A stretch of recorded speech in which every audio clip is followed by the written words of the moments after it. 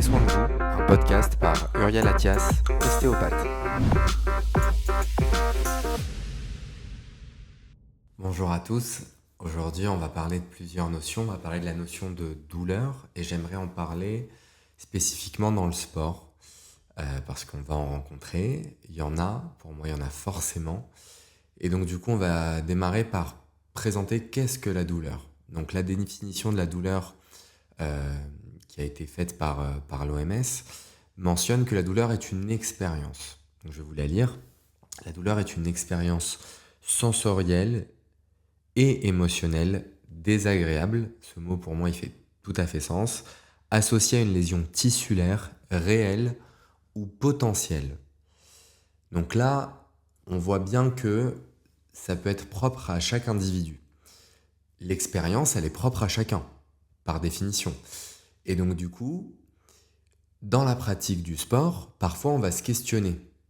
Est-ce que c'est une sensation désagréable, ce que je ressens? Du coup, est-ce que je la caractérise comme une douleur? Et est-ce qu'elle est associée à une lésion tissulaire réelle?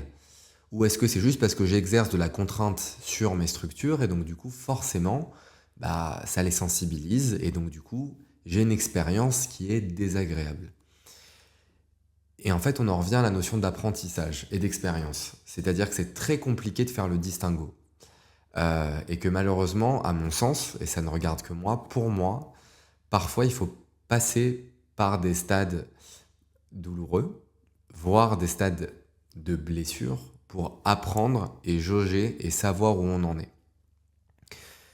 C'est intéressant aussi de se faire aider, du coup, par un thérapeute, par un professionnel de santé, par un ostéo, par un kiné, par un médecin du sport, par un orthopédiste, par quelqu'un en qui vous avez confiance quand vous expérimentez dans la pratique de votre sport de la douleur, ce que vous estimez être de la douleur, et que vous avez besoin d'être rassuré vis-à-vis de ça, par rapport à l'existence ou non d'une lésion tissulaire. Faut pas que mon discours vous fasse penser que c'est bon, l'autre il a dit que c'était une expérience émotionnelle et donc du coup je ferme ma gueule, c'est uniquement une perception et c'est pas associé à une lésion. Faut faire gaffe, faut savoir faire le distinguo. Et même nous en tant que thérapeute, des fois on a du mal et c'est complexe. Et je vais vous donner l'exemple de quelqu'un que j'ai suivi qui avait eu par le passé des fractures de fatigue. Et qui est venu avec une douleur qu'il estimait être associée de nouveau à une fracture de fatigue. Ça aurait été la 4e. Il a passé un IRM qui est revenu négatif, donc on a été aidé par l'imagerie, ce qu'on pensait être aidé par l'imagerie, qui est revenu négatif et donc du coup, avec son kiné, on a eu un discours qui était rassurant, à savoir les voyants sont au vert, il n'y a pas de lésion tissulaire qui a été détectée.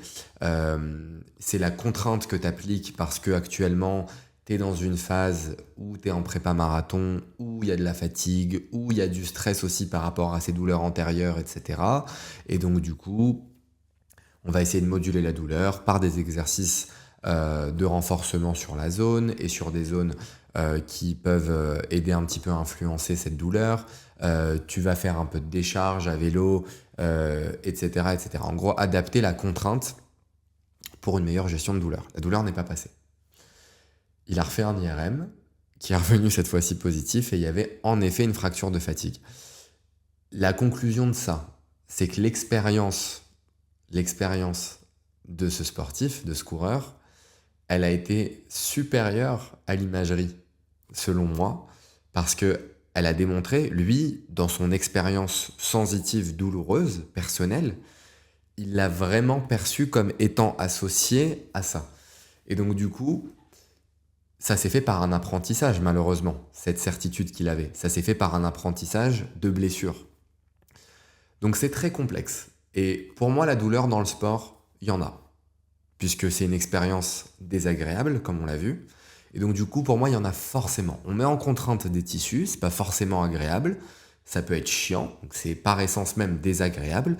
Et donc du coup, en fonction du niveau de perception de chacun et du niveau de tolérance de chacun à une expérience désagréable, ça va faire mal. Donc du coup, pour moi, la douleur, il faut apprendre à la connaître. Il faut l'apprivoiser. Il faut la comprendre et il faut la traiter si on a envie de la traiter. La comprendre, c'est comprendre aussi le contexte qui entoure cette douleur. C'est jamais un seul facteur, et c'est souvent ça qui ressort en cabinet, c'est que les patients veulent un coupable. C'est quoi le truc qui a fait que j'ai mal? Il n'y a pas un truc.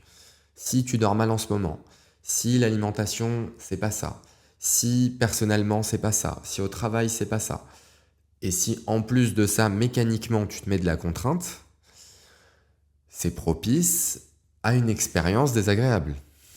Peut-être que le corps va venir te dire, bah là, tu commences un peu à me faire chier. Savoir qu'est-ce qui fait chier le plus, c'est complexe, mais en tout cas, on sait que l'ensemble fait chier et donc du coup, crée cette expérience désagréable. Donc ça, c'est pour la compréhension. C'est important d'être très honnête et de voir. Pour des sportifs, il y a des petits signes d'alerte. Pour des sportives, il y a ce qu'on appelle les REDS. Ça, vous pourrez aller regarder un peu plus en détail. Mais ça m'arrive des fois de demander à des patientes est-ce qu'elles ont leur cycle. Si oui, s'il y a une interruption de cycle, depuis combien de temps? Est-ce que c'est associé à une perte de poids? Est-ce que par le passé, il y avait des TCA, des troubles du comportement alimentaire? Est-ce qu'il y a des carences connues? Est-ce qu'il y a des tendances à l'anémie? C'est des choses qu'on peut voir dans le sport, etc. Et bah, tout ça, c'est propice à de la blessure. Donc là, c'est la compréhension.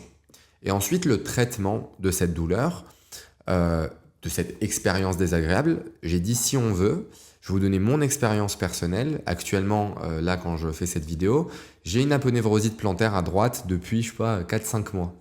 Ça m'emmerde tous les matins quand je me réveille, ça me fait chier. J'ai bien 1 heure où je suis un peu boiteux et je dis ah putain, fait chier, faudrait que je m'en occupe. Et après, ma journée se faisant, les patients venant au cabinet, moi qui fais ma séance d'entraînement, à chaud ça passe, je l'oublie un peu et tous les matins ça revient. Alors, des fois j'y accorde un peu d'attention et je fais des exercices spécifiques dessus, ça la module positivement et donc du coup ça fait que c'est ok. Je suis pas en train d'aggraver une lésion tissulaire, je suis pas en train de courir sur quelque chose qui est déchiré, qui va venir encore plus se léser au travers de ma pratique sportive. L'expérience douloureuse, l'expérience désagréable que j'en ai est tout à fait tolérable selon mon critère d'évaluation, selon ma tolérance, et donc du coup ça fait que certains me diraient ah t'es con, faudrait que tu t'en occupes, rien à foutre. Ça passera peut-être avec le temps, peut-être que ça passera pas, et peut-être qu'à un moment donné ça me fera tellement chier que là j'y accorderai plus de temps et je dirais bon non, là pas rien à foutre, là c'est vraiment désagréable, et il faut vraiment que j'y accorde du temps. Donc ça c'est pour le traitement. Le traitement il dépend, comme je viens de l'évoquer, de la lésion.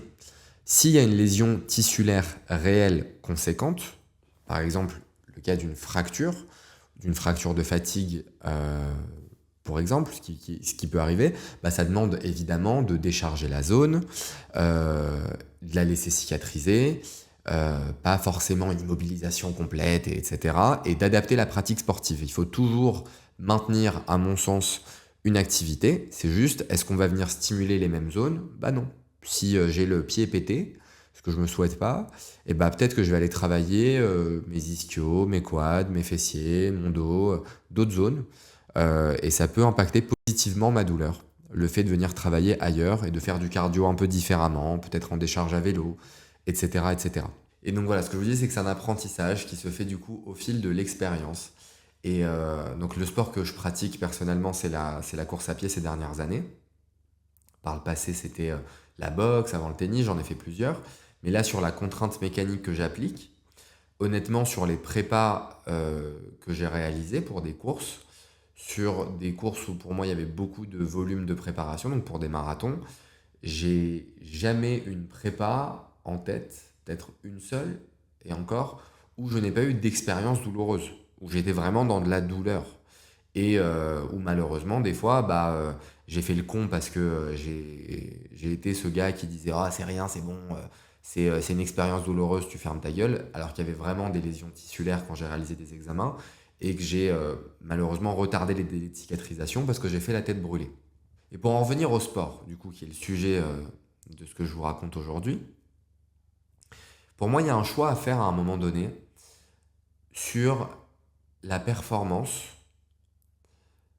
et la douleur et les lésions tissulaires potentielles. Il y a une image que j'aime beaucoup pour décrire ça, c'est un peu le vaisseau spatial qui va venir traverser l'atmosphère et qui se désagrège à mesure qu'il traverse l'atmosphère. Dans les films américains, là on voit le mec qui est comme ça, et parfois ça passe. Le vaisseau arrive à atterrir, tout va bien, incroyable, meilleure histoire, etc. Et parfois le vaisseau il part à volo et ça part en couille dans tous les sens. Et en fait pour moi c'est à peu près la même chose sur de la contrainte mécanique liée au sport, c'est-à-dire que des fois on va venir, pour prendre l'exemple de la course à pied, donc on va mettre de l'intensité sur une course et ça va être toléré. Mais c'était un pari.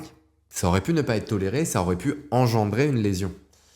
Comme le vaisseau qui se désagrège dans tous les sens. Et c'est ce qui arrive des fois. C'est-à-dire que des fois, sur une prépa ou sur une compétition, sur une course, on va avoir le vaisseau qui se désagrège dans tous les sens et à nous d'être honnêtes et de dire « Ok, non, là, je peux pas traverser encore. Je vais remonter le vaisseau, je vais aller le réparer un peu, le rafistoler, je vais le modifier un petit peu et après, je retente la traversée. » En fait, il faut vraiment de l'honnêteté. Ce mot, je l'ai dit 40 fois, je pense, mais il faut vraiment de l'honnêteté sur ce qu'on désire. Est-ce qu'on désire absolument de la performance? Si oui, à quel prix? Est-ce qu'on est prêt à prendre le risque d'éventuelles lésions tissulaires? Et pour moi, c'est quelque chose que les sportifs ne font pas consciemment. C'est-à-dire que pour eux, c'est que du bénéfice sans sacrifice. Ça n'existe pas. Tout est un échange dans ce monde. Vous n'allez pas à la boulangerie et vous tapez votre baguette comme ça. Vous devez payer un peu d'oseille. C'est pareil. Là, il y a un échange. Il y a un investissement. Vous échangez physiquement contre potentiellement une rétribution derrière de bonheur, de joie, d'accomplissement, de plein d'autres choses. Mais c'est pas sans conséquence en fait. Et souvent, les gens, ils sont un peu désabusés de « Oh merde, etc. » Ok, oui, mais là, faut comprendre. Peut-être que ta structure n'était pas prête à ça. Et il faut peut-être que tu réévalues tes attentes parce que est-ce que tu es OK avec le fait d'avoir mal en fait dans ta prépa? Non? Ok, bon, bah alors peut-être qu'il y a quelque chose qui va pas là. Donc peut-être que tu dois travailler mentalement là-dessus. Parce que c'est important de se dire, je suis prêt à aller là-dedans. Il y a des moments aussi où on va être prêt, c'est jamais linéaire, hein, c'est fluctuant, mais voilà. En gros, pour moi, il faut être assez honnête, encore une fois, sur ses désirs, sur sa capacité à les réaliser. C'est très important parce que parfois, on veut faire des choses extraordinaires sportivement et on n'en est pas capable. Ça ne veut pas dire qu'un jour on ne le sera pas, mais ça veut dire qu'il faut comprendre le chemin et il faut être honnête sur sa capacité d'y arriver ou non un jour. Et ça se fait par l'apprentissage, ça se fait par l'expérience. En gros, pour conclure, pour moi dans la vie, il faut se prendre parfois des tartes pour les éviter. Voilà, c'est tout con. J'espère que vous en aurez appris, que ça n'a pas mis plus de questionnements que ça vous aura apporté de réponses. Mais voilà, en gros, il faut comprendre que la douleur, c'est complexe. Il faut comprendre que c'est une expérience émotionnelle, propre à chacun, qui n'est pas forcément associée à une lésion tissulaire. Et qu'il faut s'en occuper d'une manière ou d'une autre. Voilà.